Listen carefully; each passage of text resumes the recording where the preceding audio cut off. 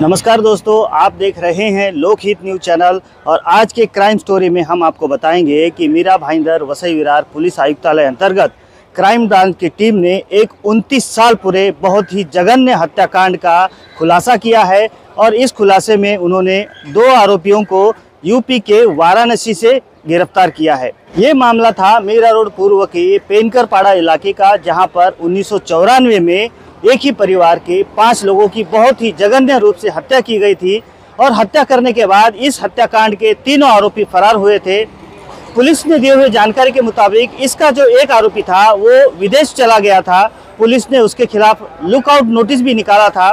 चूंकि एक आरोपियों के खिलाफ लुकआउट नोटिस था तो उसके जांच में पता चला कि आरोपी विदेश से लौटने वाला है। तो अभी कुछ ही महीने पहले काशीमेरा पुलिस ने उस आरोपी को एयरपोर्ट पर ही धर दबोचा था। और उसके बाद जो क्राइम ब्रांच की टीम है वो लगातार इस मामले की जांच कर रही थी और वो कई बार यूपी गई थी। और यूपी की जो एसटीएफ की टीम है उनके सहयोग से ये पूरी टीम वहां पर वेश बदलकर अपना जांच कर रही थी। और आखिरकार इस मामले के जो 2 आरोपी हैं उन 2 आरोपियों को भी अब गिरफ्तार करने में क्राइम ब्रांच की टीम को सफलता मिली है। और अब इस मामले में कुल 3 आरोपियों को गिरफ्तार किया गया है।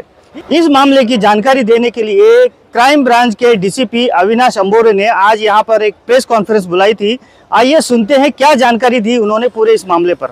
16/11/94 को काश्मीरा पुलिस स्टेशन के अंतर्गत एक गंभीर हत्याकांड हुआ था, जिसके फिरियादी राजनारायण प्रजापति है।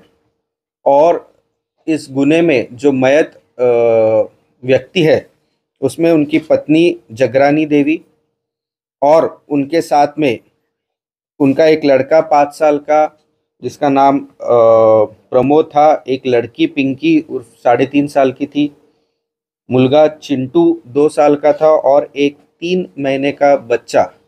ऐसे 5 लोगों का निर्घुण हत्या 3 आरोपियों ने की थी। चाकू से वार करके इनके ऊपर हत्या का मामला दर्ज हो गया। सीआर नंबर 107 94 तहत 302 201 आईपीसी के तहत गुना दर्ज हो गया। इसका इन्वेस्टिगेशन शुरू हो गया, लेकिन ये जो आरोपी थे ये तीनों आरोपी भाग गए। आरोपी मतलब गुनाह करने के बाद में, और इन्होंने अलग अलग नाम धारण करके पूरे साल ये अलग अलग जगह पे रहते थे। इसी बीच हमारे पुलिस ने काफ़ी सारे प्रयास किए, लेकिन इनको हम लोग पकड़ नहीं पाए।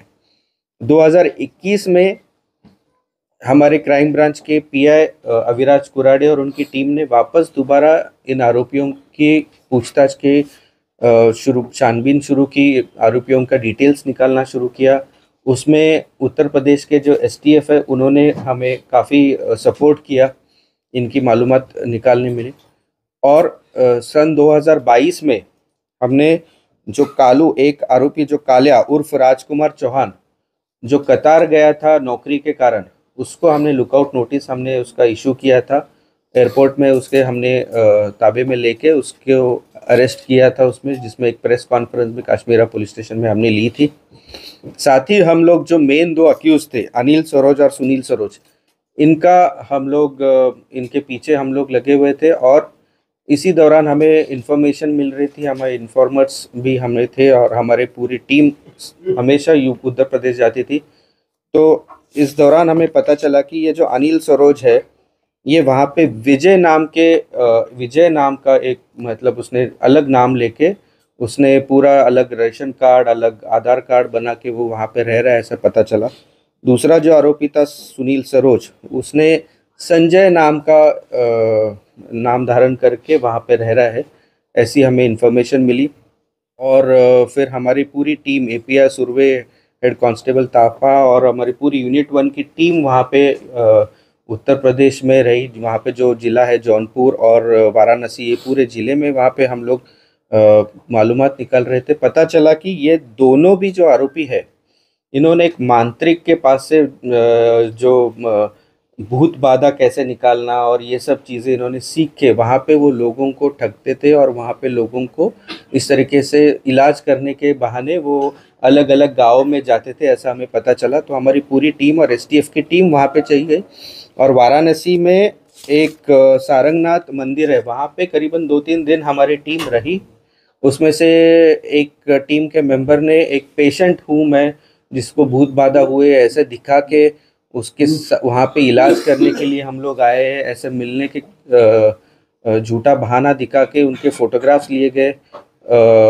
कंफर्म किया कि ये आरोपी अपने जो ऑफेंस है 1994 का उसी के आरोपी है। जब कंफर्म हुआ उसके बाद में 2 दिन के बाद में हमने उनको वहाँ से गिरफ्तार किया और अभी उनको हमने मीरा भाईंदर वो यहाँ पे हम लोग लेके आए हैं। ये इसके पहले बाबागिरी करने के पहले ये कहीं पे ये दिल्ली में कहीं एक कारखाने में भी काम किया है ऐसे पता चला है। उसके बाद में हरियाणा और कई कई जगह पे उत्तर प्रदेश में भी कई अलग अलग गांवों में मोल मजदूरी का भी काम किया है ऐसे पता चल रहा है। पिछले 30 साल से काफ़ी जगह पे इन्होंने नाम बदल बदल के रह रहे थे। उनके किसी भी जो रिलेटिव्स है क्लोज रिलेटिव्स उनको भी पता नहीं था कि ये लोग कहाँ रहते हैं क्या करते हैं। लेकिन हमारे यूनिट 1 की पूरी टीम ने इसमें काफ़ी मेहनत करके और उसमें हमें यूपी के एसटीएफ का बहुत ही अच्छा सहयोग मिला और इसी वजह से हम लोगों ने ये जो गंभीर हत्याकांड के जो तीनों आरोपी है उन लोगों को अरेस्ट करने में हमने यश। सर ये हत्याकांड कैसे हुआ था? उन्होंने जो क्राइम के टाइम अंजाम दिया था किस प्रकार से दिया? 1994 में जो फिरियादी है राजनारायण प्रजापति उसके बगल में ये आरोपी रहते थे। उनके जो बड़े भाई थे गुलाब चंद सरोज इनका और इनका झगड़ा हुआ था और ये गुलाब चंद सरोज का 3000 रुपये और एक बार कपड़े की सूटकेस चोरी हो गई थी। इसके चक्कर में इन्होंने ये जो फिरियादी है उसकी पत्नी और इनके ऊपर आरोप किए थे। उस पर से दोनों फैमिलीज़ में झगड़े हो गए थे और उसके बाद में जो फिरियादी है राजनारायण प्रजापति के जो बच्चे वो हमेशा घर के बाहर बैठे रहते और उनके रोने की आवाज़ आती। इससे काफ़ी बार इनके झगड़े हुए थे और इस झगड़े के दौरान जब गुलाब चंद बाहर गए थे काम के चक्कर में तो ये तीनों आरोपियों ने चाकू से इन 5 लोगों की गंभीर रूप से चाकू से हत्या करके ये लोगों ने वहाँ से फरार हो गए। हमारे यूनिट 1 की पूरी टीम ने इसमें काफ़ी मेहनत करके और उसमें हमें यूपी के एसटीएफ का बहुत ही अच्छा सहयोग मिला और इसी वजह से हम लोगों ने ये जो गंभीर हत्याकांड के जो तीनों आरोपी है उन लोगों को अरेस्ट करने में हमने यश। सर ये हत्याकांड कैसे हुआ था? उन्होंने जो क्राइम के टाइम अंजाम दिया था किस प्रकार से दिया? 1994 में जो फिरियादी है राजनारायण प्रजापति उसके बगल में ये आरोपी रहते थे। उनके जो बड़े भाई थे गुलाब चंद सरोज इनका और इनका झगड़ा हुआ था और ये गुलाब चंद सरोज का 3000 रुपये और एक बार कपड़े की सूटकेस चोरी हो गई थी। इसके चक्कर में इन्होंने ये जो फिरियादी है उसकी पत्नी और इनके ऊपर आरोप किए थे। उस पर से दोनों फैमिलीज़ में झगड़े हो गए थे और उसके बाद में जो फिरियादी है राजनारायण प्रजापति के जो बच्चे वो हमेशा घर के बाहर बैठे रहते और उनके रोने की आवाज़ आती। इससे काफ़ी बार इनके झगड़े हुए थे और इस झगड़े के दौरान जब गुलाब चंद बाहर गए थे काम के चक्कर में तो ये तीनों आरोपियों ने चाकू से इन 5 लोगों की गंभीर रूप से चाकू से हत्या करके ये लोगों ने वहाँ से फरार हो गए। लेकिन इनके हमारे पास में पुराने फोटोग्राफ्स भी थे। हम लोगों ने काफ़ी 10-15 दिन से रेकी कर रहे थे, इनका पूरा मालूमात निकाल रहे थे। इनके जो रिलेटिव्स है